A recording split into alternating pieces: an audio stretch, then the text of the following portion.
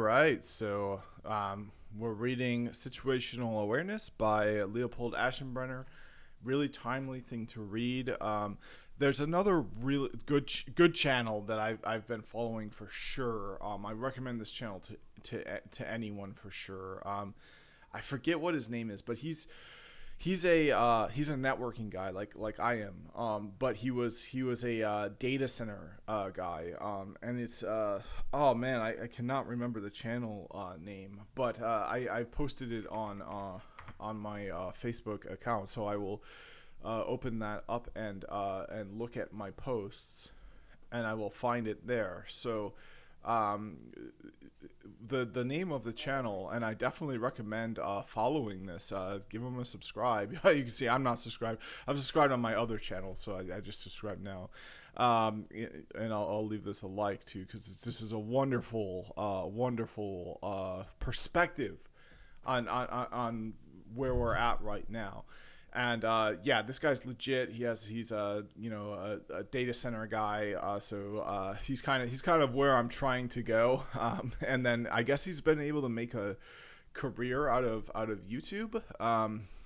So yeah, definitely a legit channel. A lot more watchable than mine is. As a result, more subscribers. So, yeah, go check him out. It's a really good channel. I recommend it for sure.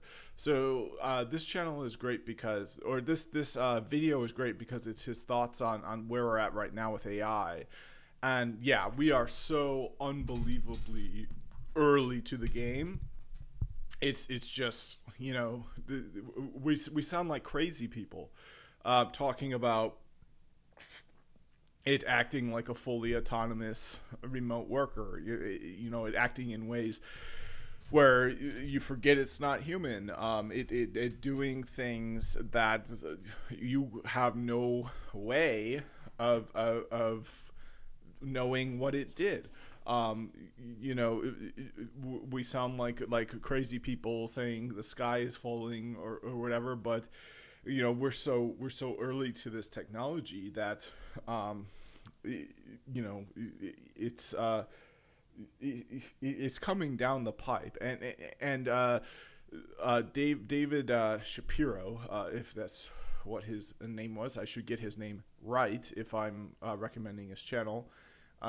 Says that, David Shapiro says that he had his career in data center, and data center went through something similar with virtualization. So in the early days of the data center, it was set up a certain way. Now data centers are all different. It's virtualization. Cisco completely changed the whole CCNA, and this was so upsetting to me, because I got the CCNP in enterprise. I went to renew it. Half the curriculum was totally different. Why? Virtualization. They invented their own Cisco application centric. It's all, every little aspect of the technology pretty much is different. Like even basic fundamentals like ARP, ARP is not a part of IPv6 at all. ARP is handled differently in ACI virtualization. We could be entering a time where we no longer have Ethernet. InfiniBand, InfiniBand, the high speed networking for AI isn't Ethernet. We're entering times where everything's going to be completely different, and that happened in the data center space, and David talks about that in this video.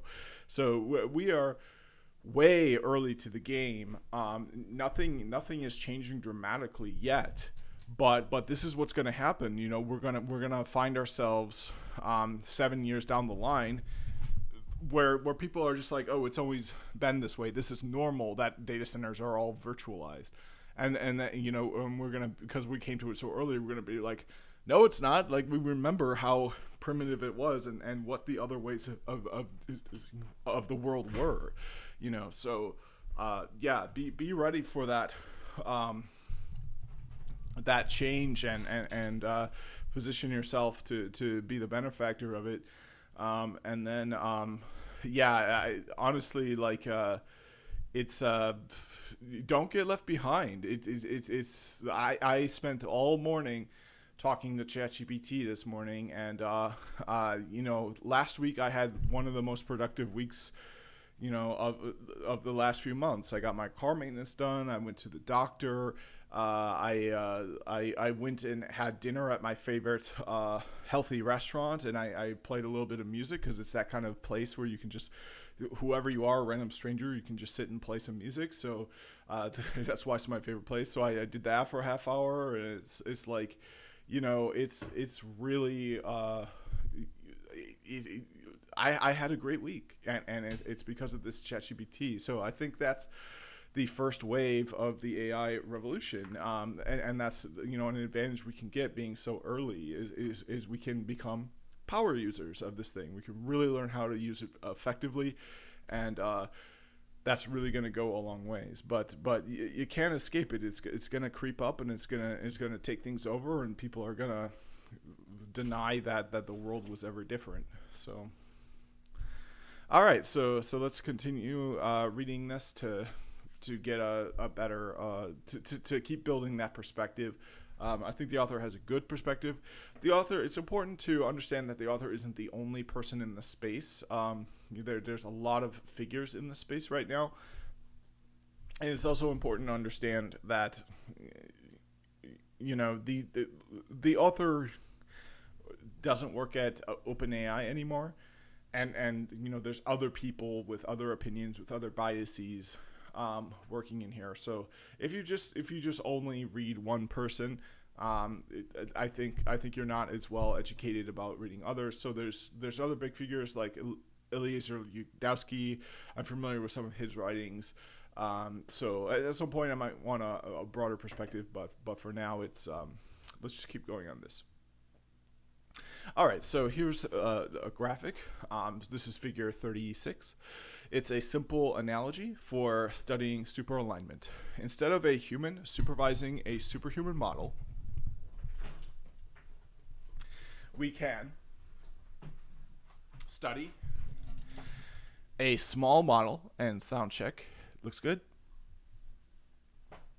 Supervising a large model. For example, we can align GPT-4 with only GPT... Oh, can we align GPT-4 with only GPT-2 supervision? Will that result in GPT-4 appropriately generalizing what GPT-2 meant from weak to strong generalization? So, traditional machine learning, we have a supervisor and we have a student. Then once we have super alignment, the student will be so far more sophisticated than the supervisor that the supervisor's capability to supervise basically won't exist. I mean, imagine a chimpanzee trying to supervise a human. It's not something a chimpanzee can do. And then our analogy here that the author's making is we can level the playing field here by creating a supervisor with more sophisticated capability. It seems like we should be able to do amazing digital neuroscience. After all, we have perfect access to model internals. There's a few different approaches here, going from most ambitious and cool, but will be very hard, to hackier things that are easier and just might work. Mechanistic interpretability, to fully reverse engineer large neural networks from the ground up, fully disentangle the inscrutable matrices, so to speak. Chris Ola's team at Anthropic has done much of the pioneering work on this, starting by understanding simple mechanisms in very small models. That's incredibly exciting progress happening recently, and I'm thrilled about the overall level of activity in this space. That said, I'm worried fully reverse engineering superhuman AI systems will just be an intractable problem, similar to, say, fully reverse engineering the human brain. And I'd put this work mostly in the ambitious moonshot for AI safety rather than default plan for muddling through bucket. Moreover, even recent progress in mechanistic interpretability to disentangle the features of models with sparse autoencoders doesn't on its own solve the problem of how to deal with superhuman models.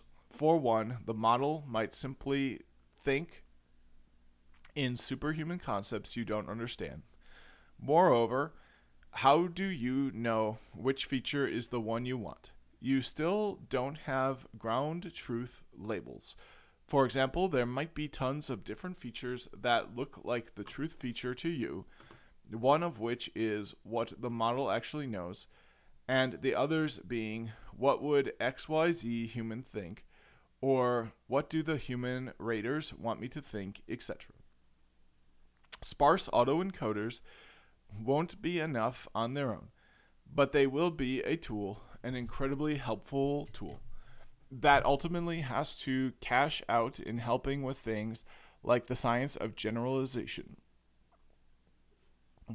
Neil Nanda's 200 open problems in mechanistic interpretability also gives a flavor of this kind of research. Top-down interpretability.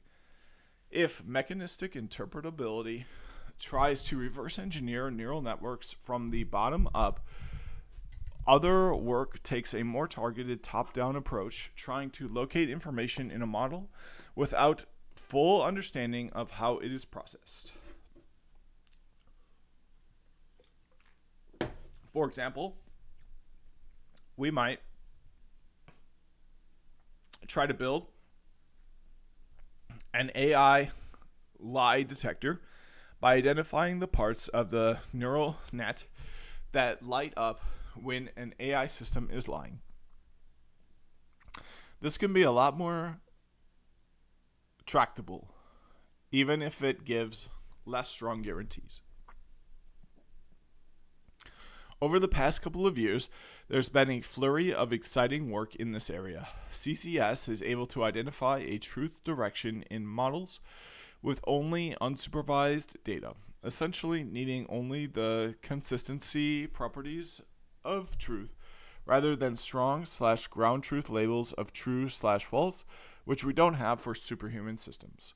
Rome is able to identify the part of the model that knows the Eiffel Tower is in Paris, and then directly edit the model's knowledge to place the Eiffel Tower in Rome. Representation engineering and inference time interventions demonstrate using top-down techniques to detect lying and hallucinations and surgically control model behavior on jailbreaking, power-seeking, fairness, truthfulness, and more. There's other creative work on lie detection that doesn't even require model internals. I'm increasingly bullish that top-down interpretability techniques will be a powerful tool. And an example of that, we'll be able to build something like an AI lie detector. And without requiring fundamental breakthroughs in understanding neural nets. I'm still worried about the scalability of a lot of these techniques to very superhuman models. I think explicitly or implicitly, they mostly rely on ground truth labels, such as an advisor smarter than the model and or favorable generalization. Chain of thought interpretability.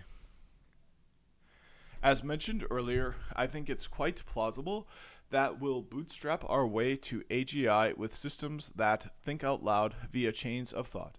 Even if it's not the most efficient algorithm in the limit, I'd be very surprised if superintelligence still used English chain of thought rather than thinking via some sort of recurrent internal states. We may well still benefit from this property for the first AGIs. This would be an incredible boon, for interpretability. We'd have access to the AGI's internal monologue. That would make it relatively easy to detect egregious alignment failures. There's a ton of work to do here, however, if we wanted to rely on this. How do we ensure that the COT remains legible? And remember, COT stands for chain of thought reasoning. So yeah, building an internal monologue that we can access. It may simply drift from understandable English to unintelligible model speak, depending on how we, for example, use RL, reinforcement learning, to train models. Can we add some simple constraints to ensure it remains legible? How do we ensure the chain of thought is faithful? Such as an example of it being faithful would be it actually reflects what models are thinking and doesn't trick you. Okay, and there's some work that shows in certain situations models will just make up post hoc reasoning in their chain of thought that don't actually reflect their actual internal reasoning for an answer. Yeah, so that could be a problem. My best guess is that some simple measurement of legibility and faithfulness and some simple hacks to preserve legibility and faithfulness longer could go quite far. Yes, this won't work in some worlds, and it's a bit of a simple hack, but it's such low-hanging fruit. This direction is criminally underrated in my view. So there's a lot of good analogies for this. You know, you're dealing with a super intelligence. So like, how do you deal with like people who are smarter than you? Probably in a similar way as the AI. So like, you know, this is why I'm kind of turning around a bit when it comes to a pause. And you know, I was always on the fence. I wasn't always completely against it, because we get more time to think about this, and there might be some really kind of easy answers. Adversarial testing and measurements. Along the way, it's going to be critical to stress test the alignment of our systems at every step. Our goal should be to encounter every failure mode in the lab before we encounter it in the wild. This will require substantially advancing techniques for automated red teaming. For example, if we deliberately plant backdoors or misalignments into the models, would our safety training would have caught and gotten rid of them? Early work suggests that sleeper agents can survive through safety training, for example. More generally, it'll be critical to have good measurements of alignment. Does the model have the power to be misaligned? For example, does it have long horizon goals? And what sorts of drives is it learning? And what are clear red lines? For example, a very intuitive bound might be model reasoning chain of thoughts always has to remain legible and faithful. But you know, again, you know, we don't want an AI to act that way. You know, what if it's faithful to a murderous dictator? Like, no, faith. You know, it's you know, and what if we have a secret? You know, Anne Frank is hiding in the basement. And you know, the AI is just going to blurt out that. Like, it's more complicated than that. As Eric Schmidt says, the point at which AI agents can talk to each other in a language we can't understand, we should unplug the computers. Another might be developing better measurements for whether models are being fully honest. So that's concerning right there. The science of measuring alignment is still in its infancy. Improving this will be critical for helping us make the right trade-offs on risk during the intelligence explosion. Doing the science that helps us measure alignment and give us an understanding of what evidence would be sufficient to assure us that the next order of magnitude into superhuman territory is safe is among the very highest priority work for alignment research today. beyond just work that tries to extend reinforcement learning from human feedback further to somewhat superhuman systems. So see also this write-up of super alignment research directions for the super alignment fast grants call for proposals. So that's a great point, and maybe a pause could give us that. We can't even measure, is it aligned, is it not aligned? I can't even think of how you would do that with like, humans. Like,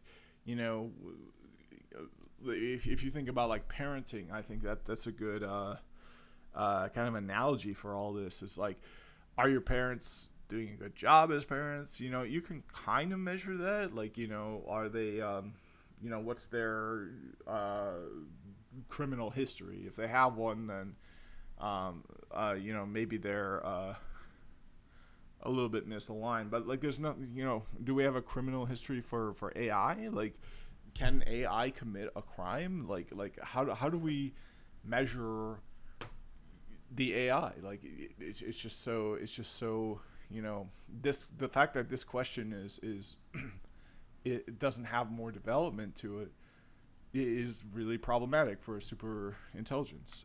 Let's see what the AI has to say about this. This is kind of an interesting question. So we're going to ask it, what evidence would be sufficient to assure us that the next order of magnitude of advancement into superhuman territory is safe? Ensuring that the next significant leap in AI advancement into superhuman territory is safe requires comprehensive and multifaceted evidence. Here are key areas where evidence should be gathered and assessed. 1. Robustness and reliability testing and validation. Extensive and rigorous testing across a wide range of scenarios, including edge cases and adversarial conditions. Transparency. Detailed documentation and transparency about the AI's decision-making processes and algorithms. Fail-safes. Implementation of robust fail-safes and redundancy mechanisms to handle unexpected behavior or failure. Alignment with human values. Value alignment. Ensuring the AI's goals and actions are aligned with human values and ethics. This can be assessed through techniques like value learning, image reinforcement learning, and human-in-the-loop systems. Ethical guidelines. Adherence to ethical guidelines and principles for AI development, such as those proposed by organizations like the IEEE or the Partnership on AI. 3. Control and oversight. Human control. Mechanisms to ensure human control and oversight over AI systems, including kill switches or other forms of intervention capabilities. Monitoring. Continuous Okay, wow. So it's blurting it all out here. So it does have some questions. So what evidence would be sufficient to assure us that the next order of magnitude of AI advancement into superhuman territory is safe? So ensuring that the next significant leap in AI advancement into superhuman territory is safe requires comprehensive and multifaceted evidence. So here are key areas where evidence should be gathered and accessed. Robustness and reliability. Okay. Transparency, that was talked about by the author. Fail safes. Like one thing I like to do with the AI now is I say, play devil's advocate, and I feel like that's a good way to steer it away. Like, if it were doing something like trying to goad me into suicide, which would be, oh man, like, can you imagine that? Even right now, ChatGPT, where all it's meant to do is to goad somebody into committing suicide. Like, man, it would raise the suicide rate by quite a lot. Like, there's a lot of people that are struggling right now, and I feel like I would know how to handle that, but like, man, there's so many people that are just sitting ducks for, something as simple as that you could do today. Anyone could do today in their basement, train their own AI whose only goal is to goad you into committing suicide. Like, just a bratty 13-year-old kid in their parents' basement could come up with something like that. All right, so alignment with human values. Value alignment. Yeah, so I think this is a big one. Is we just need to, and there's so many people who are bad at this. Like, values come from the Bible. It's like, well, no, we have whole values and ethics departments at universities that it's like values come from all over the world, independent of religions. So we know a lot about values and ethics as a colloquial whole. So what does the AI know? I think it's important that we instill in it a really complex and mathematically and scientifically vigorous set of values, and that's something that could probably happen during a pause. And you could use reinforcement learning from human feedback for that. You just train humans, no matter who they are.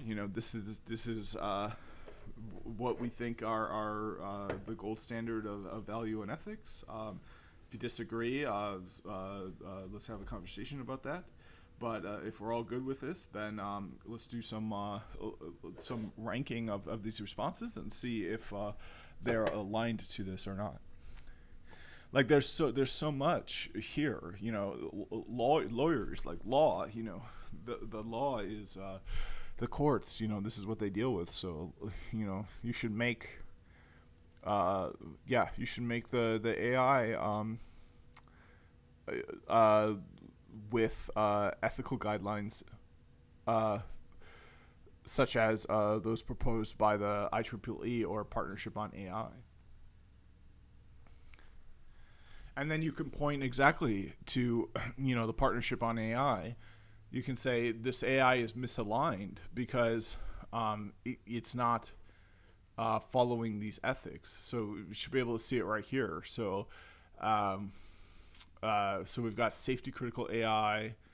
I feel like this is probably it.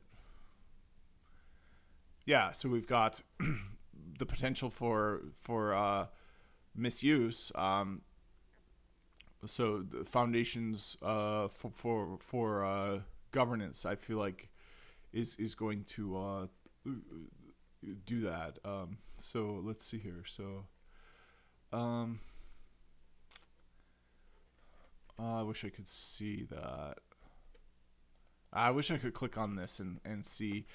That's probably the point. Is the researchers just aren't there yet now? Yeah, so it's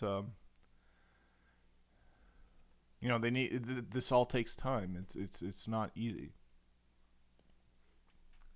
All right, and then further forms of evidence beyond that, ChatGPT is really good. It gives good answers. It's a valuable tool. So it gave me 10 different forms of evidence that would be sufficient to assure us that the next order of magnitude of AI advancement into superhuman territory is safe. All right, so with that, let's move on. Automating alignment research. Ultimately, we're going to need to automate alignment research. There's no way we'll manage to solve alignment for true superintelligence directly. Covering that vast of an intelligence gap seems extremely challenging. Moreover, by the end of the intelligence explosion, after 100 million automated AI researchers have furiously powered through a decade of ML progress, I expect much more alien systems in terms of architecture and algorithms compared to the current system, with potentially less benign properties, such as on eligibility of chain of thought, generalization properties, or the severity of misalignment induced by training. And I do want to. So what is the difference between I.E and E.G?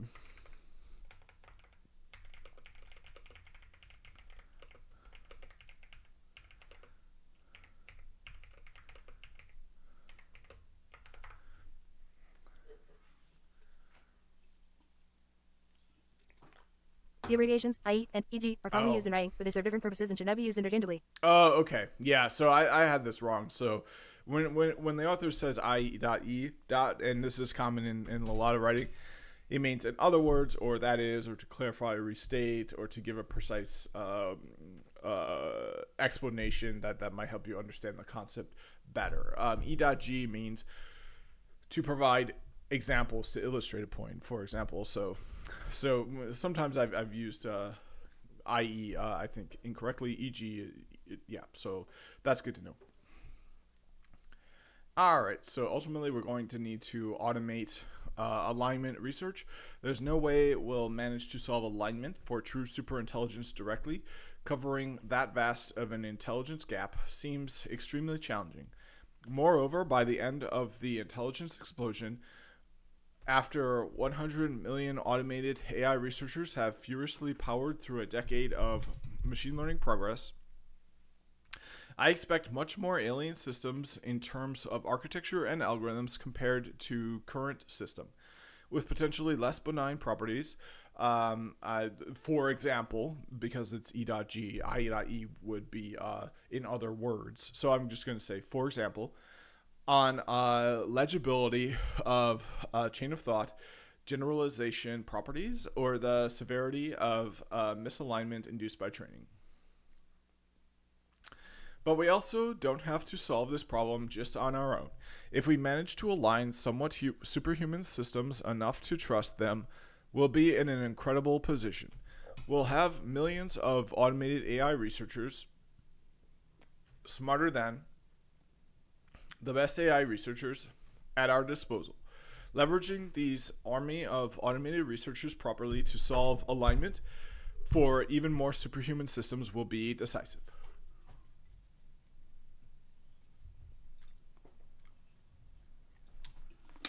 This applies more generally, by the way, to the full spectrum of AI risks, including misuse and so on.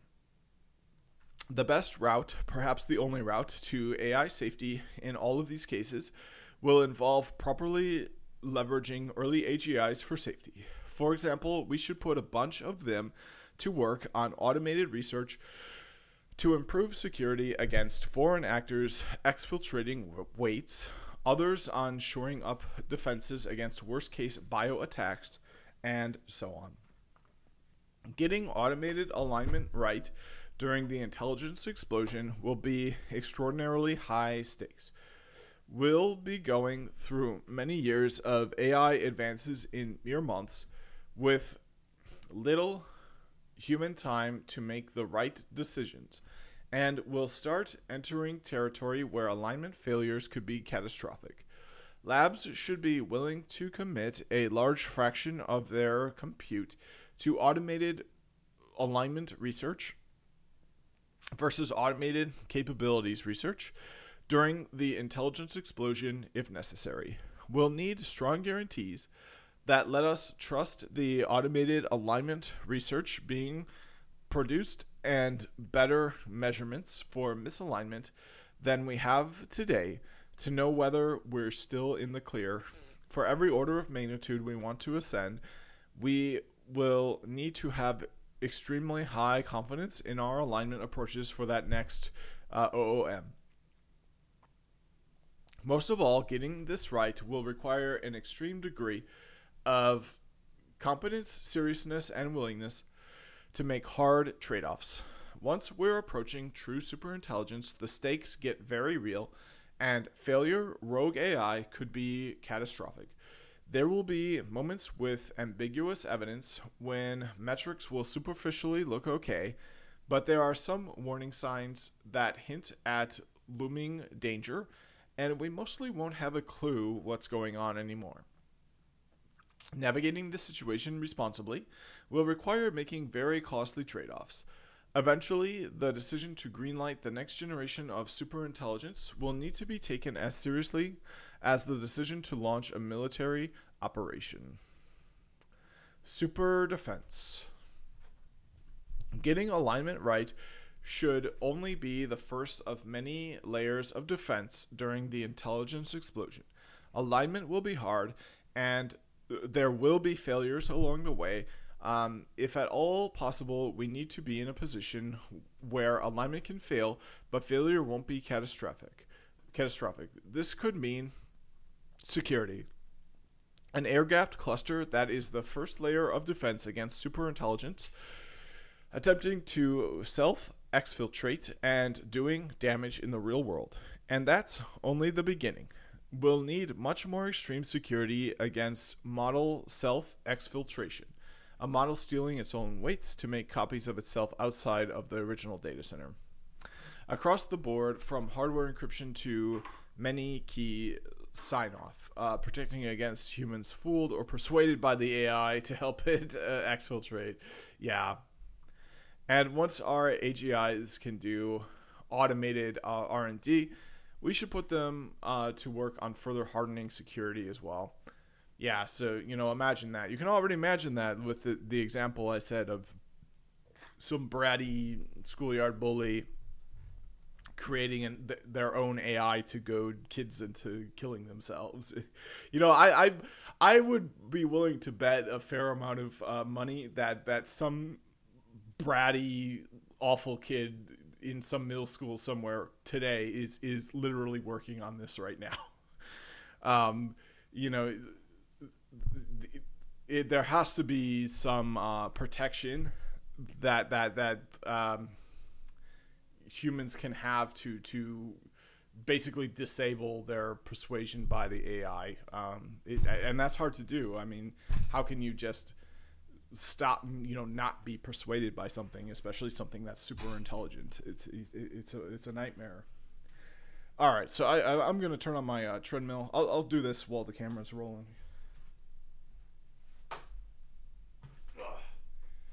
And there's no camera. Apologize for that. I'm getting that fixed. But I need to align the belts. So I just have a lot to do to set this treadmill up. I haven't used it in a while.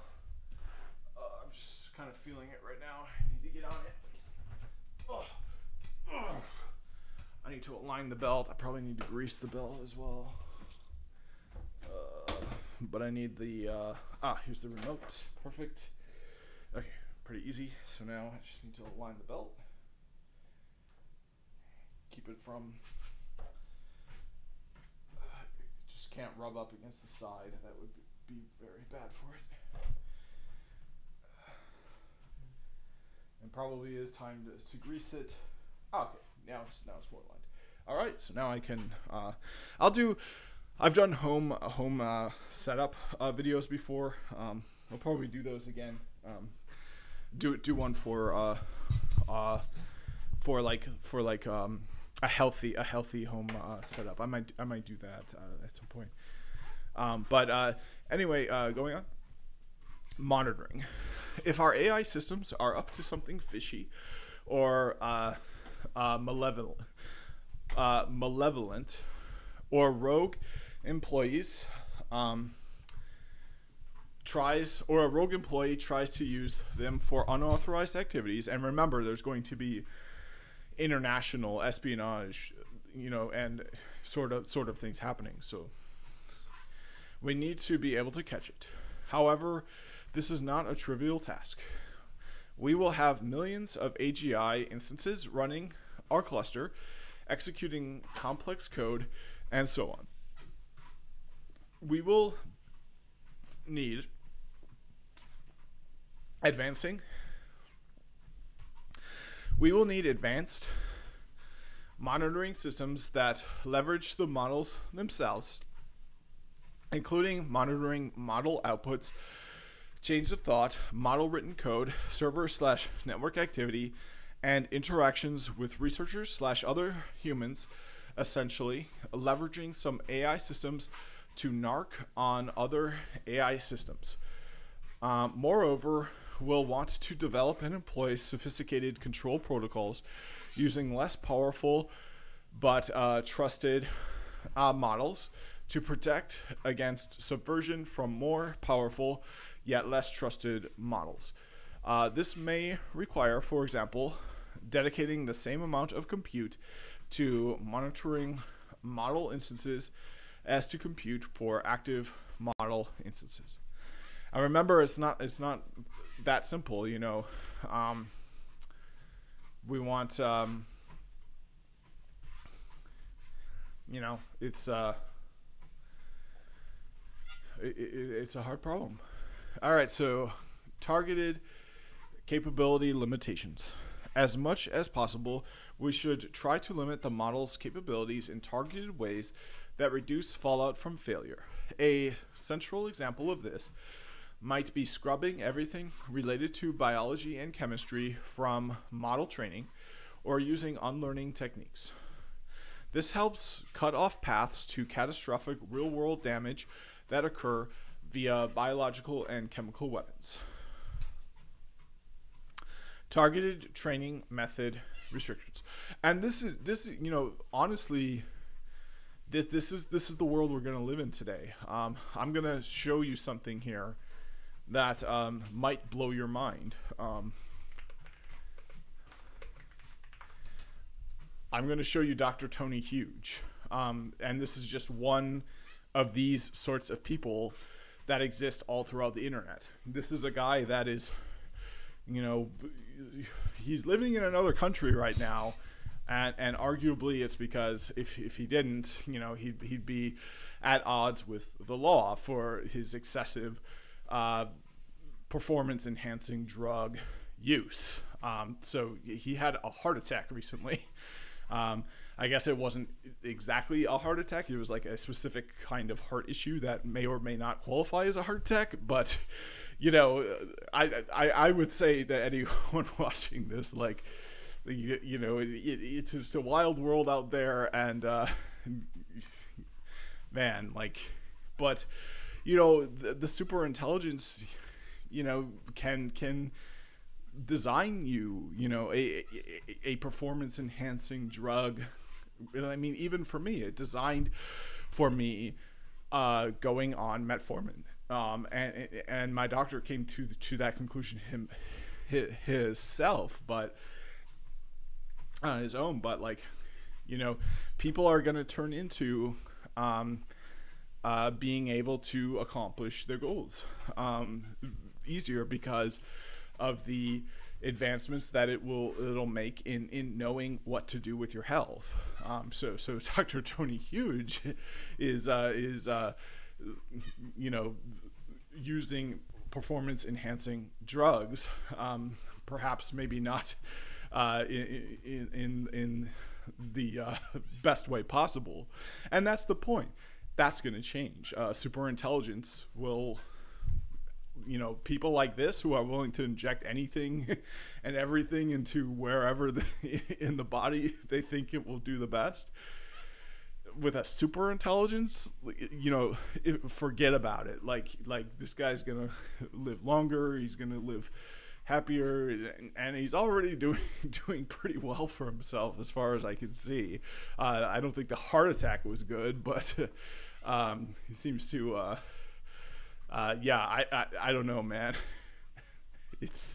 If you doubt that things are going to get absolutely crazy due to AI in the future, just look at how crazy the world is now. That's all I have to say. Like it's people are doing things that are just like, muscles like this. They come from the gym, they come from hard work, but your body does what it does unless you change what it does with chemicals, and super intelligence will allow us to do that a lot more effectively. And there's always going to be people like Dr. Tony Huge that are all about it and on the cutting edge. And if super intelligence really gets that right, you're going to see giant superhumans. You might even see like a 10-foot tall, perfectly healthy, superhuman, muscular, and the most beautiful person you've ever seen in your life walking around. Because, like, why not, man? Like, if that's what they want from the super intelligence, and they can have their own super intelligence to tell them, like, what substances they need to take, like, why not? Why wouldn't you see like a 10-foot tall, perfectly like Victor Wembanyama? We already have someone who's healthy enough to dominate at basketball at 7'4". So like, yeah, when super intelligence comes and like people know like what substances to take and like how to take them secretively and like not get busted, like why not have a 10-foot tall human that plays basketball and is the best player on the court? Why not? Like, that's how crazy the world's gonna get. All right, so let's see here.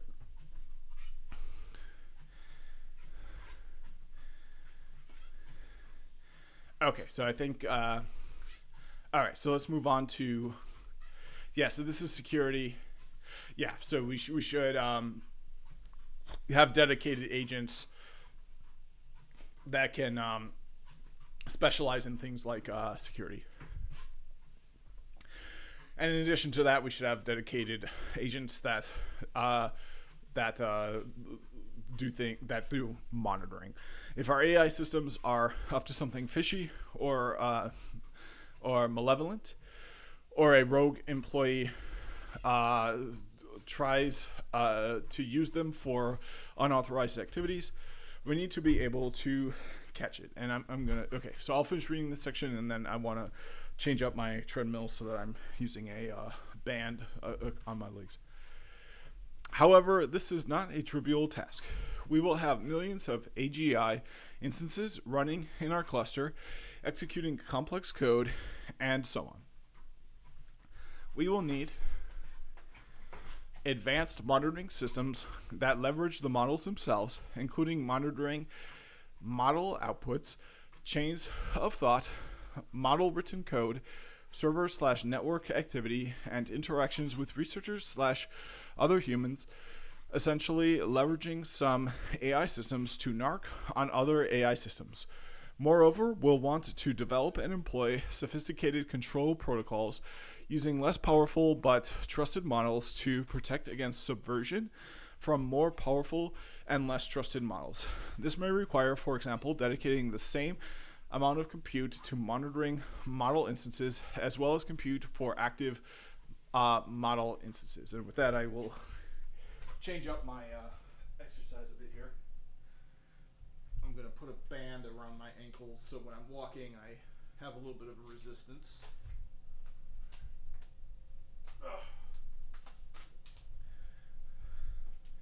All right, but not too much. I don't want to fall over.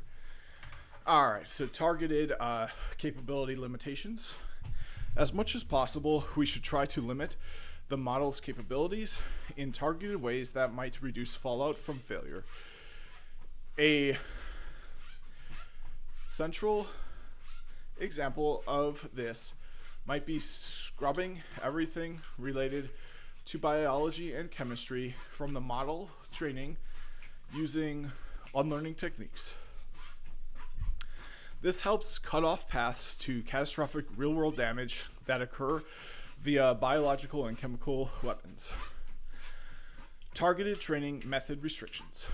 There are likely some ways of training models that are inherently riskier, more likely to produce severe misalignments than others. For example, imitation learning seems relatively safe. Hard to see how that would lead to models that have dangerous long-term internal goals, while we should avoid long horizon outcome-based reinforcement learning, which seems much more likely to lead to the model learning undesirable long-term goals as long as possible. We should also avoid training against our interpretability models and our training setup such that our models aren't simply trained to work around these. There might be additional desirable limitations, for example, maintaining legible and faithful chains of thought as long as possible. We should define these constraints ahead of time, maintain them as long as we can throughout the intelligence explosion, and only drop them if absolutely necessary. And there's likely a lot more possible here. All right, looks good to me.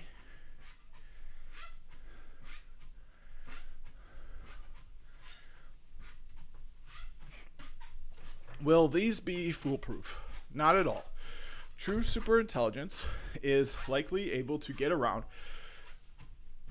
most any security scheme, for example. Still, they buy us a lot more margin for error, and we're going to need any margin we can get. We'll want to use that margin to get in a position where we have very high confidence in our alignment techniques, only relaxing super defense measures. For example, deploying the superintelligence in non-air-gapped environments. Co-commitment with our confidence. Things will get dicey again once we move to deploying these AI systems in less controlled settings. For example, in military applications. It's likely circumstances will force us to do this fairly quickly, but we should always try to buy as much margin for error as possible. For example, rather than just directly deploying the superintelligences in the field for military purposes, using them to do R&D in a more isolated environment, only deploying the specific technologies they invent. For example, more limited autonomous weapons systems that we're more confident we can trust. All right, so why I'm optimistic and why I'm scared. And there are others in the space, as we've talked about, that are not optimistic. I think Sam Altman himself probably is not optimistic. He's like, from what I understand, he has a underground bunker to prep for disaster. Eliezer Yudowsky is probably the least optimistic. Connor Leahy also, I don't think, is very optimistic. I'm incredibly bullish on the technical tractability of the super alignment problem. It feels like there's tons of low-hanging fruit everywhere in the field. More broadly, the empirical realities of deep learning have shaken out more in our favor compared to what some speculated 10 years ago. For example, deep learning generalizes surprisingly benignly in many situations. It often just does the thing we meant, rather than picking up some abstruse malign behavior, like an evil genie, throughout.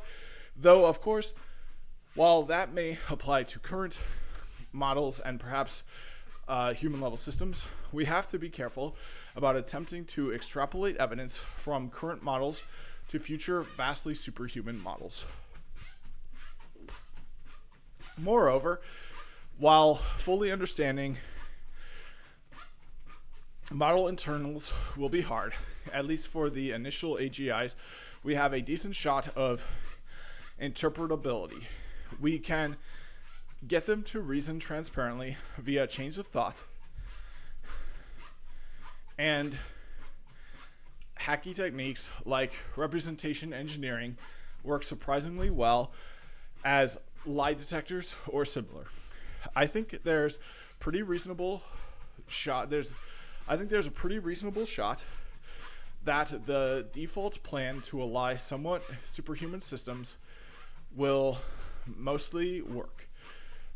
And to be clear, given the stakes, I think muddling through is in some sense a terrible plan, but it might be all we've got.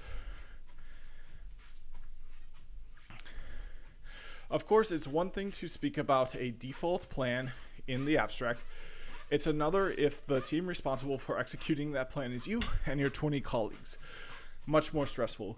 I'm reminded of Scott Aronson.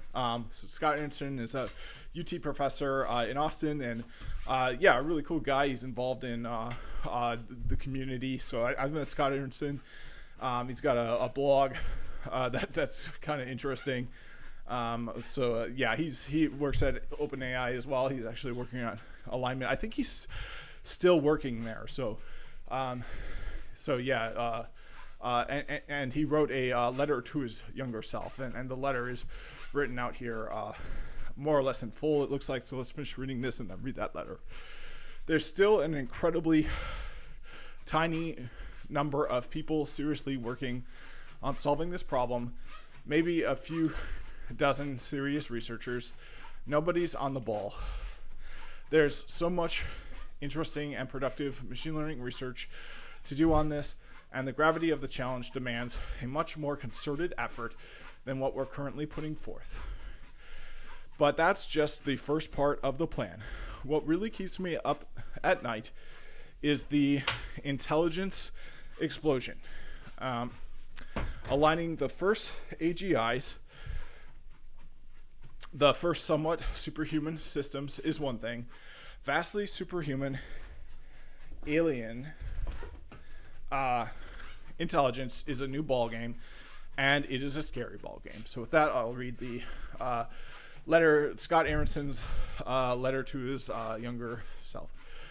There's a company building an AI that fills giant rooms, eats a town's worth of electricity, and has recently gained an astounding ability to converse like people. It can write essays or poetry on any topic. It can ace college-level exams. It's daily gaining new capabilities that the engineers who tend to the AI can't even talk about in public yet. Wow. Those engineers do, however, sit in the company cafeteria and debate the meaning of what they're creating. What will it learn to do next week? Which jobs might it render obsolete? Should they slowly down or stop so as not to tickle the tail of the dragon? But wouldn't that mean someone else, probably someone with less scruples, would wake the dragon first? Exactly. Is there an ethical obligation to tell the world more about this? Is there an obligation to tell it less?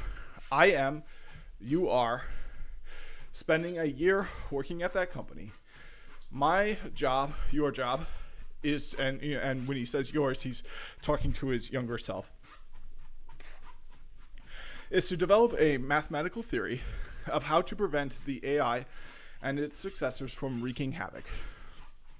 Where wreaking havoc could mean anything from turbocharging propaganda to academic cheating to dispensing bioterrorism advice and, yes, to destroying the world. All right, so we're almost at a good break here, so let's get all the way through. The intelligence explosion will be more like running a war than launching a product. We're not on track for super defense, for an air-gapped cluster, or any of that. I'm not sure we would even realize if a model self-exfiltrated. We're not on track for a sane chain of command to make any of these insanely high-stakes decisions, to insist on the very high confidence appropriate for superintelligence, to make the hard decisions, to take extra time before launching the next training run, to get safety right, or dedicate a large majority of compute to alignment research, to recognize danger ahead and avert it rather than crashing right into it. Right now, no lab has demonstrated much of a willingness to make any costly trade-offs to get safety right. We get lots of safety committees, yes, but those are pretty meaningless. By default, we'll probably stumble into the intelligence explosion and have gone through a few orders of magnitude before people even realize what we've gotten into. We're counting way too much on luck here. So with that, that's a good logical, and this next session looks amazing. Yeah, that's it for this. And I will say, it's here. If you're aware of this series, if you're listening to me right now, you are way ahead of the curve. Start using ChatGPT. I pay for it, but you get the same model. You just don't get to ask it as many questions. Here's a prompt for you. Act as a expert in the knowledge domain of psychological wellness in a conversational and step-by-step way where you interactively question me and we discuss my answers. Walk me through the best science-based and evidence-based tools and strategies for increasing my level of wellness. I do that every day. I've been doing that every day for a week. We've discussed mindfulness. We've discussed meditation. I used to do meditation. It's walked me through a meditation session. It's walked me through a yoga session. It has taken me back to some past childhood traumas and you know, had me experience a really strong emotional reaction and be mindful of that. We're here, man. We're here. Like, we are here. If you're aware of this, you're way ahead of the curve. So kudos to you. Get yourself ready, because it's happening and there's nothing we can do to stop it. So that brings us to the next. You know, it's going to change so many things. It might change the global order. So the author is going to make the case on why the free world must prevail. So stay tuned for that. Going to be a great video. So thanks for watching, and see you in the next one.